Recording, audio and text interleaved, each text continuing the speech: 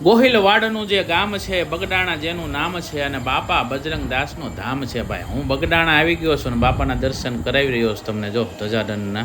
અને ત્યારબાદ તમને લઈને આવી ગયો છું બાપા જે ગાડીમાં બેસતા ને તે આ ગાડી છે એમ્બેસેડર. અને હવે હું તમને લઈ જાઉં છું રસોડામાં. રસોડામાં બકાલું કઈ રીતે સાફ સફાઈ થાય છે, આ બધા બહેનો છે ને સેવામાં આવે છે. આખો આશ્રમ આજ તમને ટૂંક સમયમાં હું વિડીયોમાં બતાવી રહ્યો છું ટૂંકમાં. અને અત્યારે જો આ સાદુ રોટલી બને છે અને બપોરનો થાળ ધરે ને ત્યાં લગીને આખો વિડીયો હું બતાવવાનો છું. અને સરસ મજાની આ સાદુ રોટલી તમે જુઓ, જેવી બને એવી સીધી તવા ઉપર શેકાવા જાય. શેકાય એટલે તરત એને એક જગ્યાએ સ્ટોર થાય. તમે જોઈ શકો સરસ મજાની આ રોટલી બને છે. અને બાપાના ધામમાં જ્યારે તમે બગડાણા આવો ને સાહેબ, હું તો જ્યારે આવું ને ત્યારે આખા આશ્રમમાં આંટો મારું, મજા આવે, અંદરથી આનંદ આવે. અત્યારે જો ગાંઠિયા લાઈવ બની રહ્યા છે.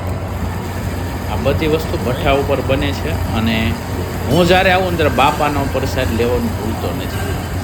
કેમ કે બગડાણા આવો ને બજરંગદાસ બાપા જ્યારે હયાત હતા ને ત્યારે કોઈને ભૂખ્યા આવવા ન દેતા. અને ટૂંક સમયમાં બજરંગદાસ બાપાની તિથિ આવી રહી છે. તમે જોઈ શકો છો આ લાડુઓનો સ્ટોક અત્યારથી થવા માંડ્યો છે.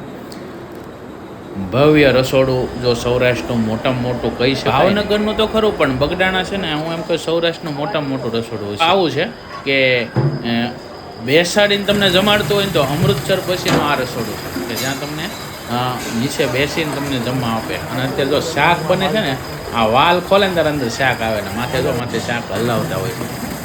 તો આવું મોટું રસોડું તમે છે ને ન જોયું હોય તો એકવાર બગડાણા આંટો મારજો. અને જે લોકોએ માર્યો હોય ને બાપા સીતારામમાં કોમેન્ટમાં લખજો મિત્રો. આજે અત્યારે તપેલું ભરાય છે ને એ 2000 માણસનું એક તપેલું છે. અને આ રસોઈ માથે બને છે ને 1 લાખ માણસની રસોઈ બને ને અવળી કેપેસિટીવાળું માથેનું તપેલું છે. એટલે આ જે નાનું તપેલું તમને બતાય છે ને, આ જો આ ભાઈ ખેંચીને જાય કે 2000 માણસની રસોઈ થાય. અને આવા રોજની 10,000 માણસ રેગ્યુલર રસોઈ બનતી હોય છે. મેં ભાઈને પૂછ્યું હતું, અત્યારે 10,000 માણસની રસોઈ છે. અત્યારે જો રસોઈ કમ્પ્લીટ થાય એટલે બાપાના નિજ મંદિરે થાળ ધરવા માટે જાય છે. અને જે લોકોએ બગડાણા આવ્યા હોય, બાપાના દર્શન કર્યા હોય એને ખ્યાલ છે. પણ જે લોકો નથી આવ્યા અને હવે જો તમે બગડાણા આવતા હો તો એકવાર પ્રસાદ તો લેજો. કેમ કે અહીંના પ્રસાદમાં માં અન્નપૂર્ણામાના સાક્ષાત આશીર્વાદથી ને આ રસોડું, અન્નપૂર્ણામાના આશીર્વાદ હોય ને ત્યારે જ આવું રસોડું અને આવો ભોજનનો ટેસ્ટ સાહેબ બીજે ક્યાંય તમને નહીં મળે. જો આ જે અત્યારે છે દાળ ભાત છે, રોટલી છે, રોજ 2 શાક હોય છે, એક ફરસાણ હોય છે, એક મીઠાઈ હોય છે, લાડુ હોય છે, ક્યારેક મોહનથાળ હોય છે. આ બધું ફરતું હોય છે. પણ લાડુ અને ગાંઠિયા તો ફરજિયાત બધી જગ્યાએ બધી દીએ હોય છે. અને અત્યારે જો આ પંગજ પડે આ રીતે જમવા બેહારતા હોય ને તો માત્ર બગડાણામાં જ છે. સૌરાષ્ટ્રમાં તમે ગમે જગ્યાએ જાઓ, અત્યારે મોટાભાગના જે આશ્રમો છે તેમાં અત્યારે ગુફે સિસ્ટમ ચાલુ થઈ છે. પણ હજી અમારા બગડાણામાં છે ને વાલા આ રીતે જ છે. જ્યારે બજરંગદાસ બાપા હયાત હતા ને ત્યારે આ રીતે પંગજ જ પડતી હતી. અને અત્યારે પંગજમાં જ પડે. જો આ રીતે જ જમાડવામાં આવે છે. લાડુ આવી જાય ને પછી ગાંઠિયા આવી જાય ને પછી શાક ના આવે ને રોટલી આવે ને દાળ ભાત આવે.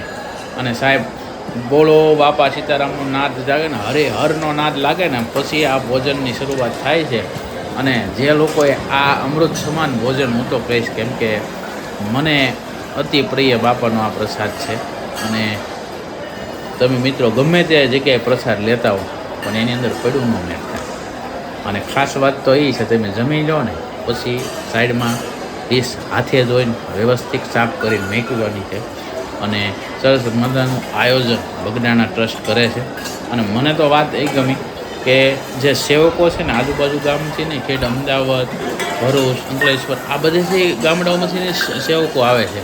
અને જો આઈપા બહેનોની લાઈન ચાલુ થાય, ઓલપા ભાઈઓની થાય. અને તમે જોઈ શકો છો આ રીતે થાળી વાટક્યા બધા દેતા હોય છે. નાના બાળકથી લઈને બધાએ સેવામાં લાગી જાય છે.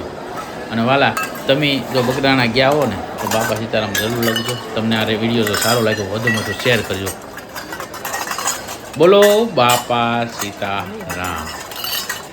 હરિહરની આકલું પડે એ અમારું બગડાણા ધામ છે. ક્યારેક ગોહિલવાડમાં આવો ને તો એકવાર બાપાના દર્શન કરવા જરૂર આવજો. હરે હર.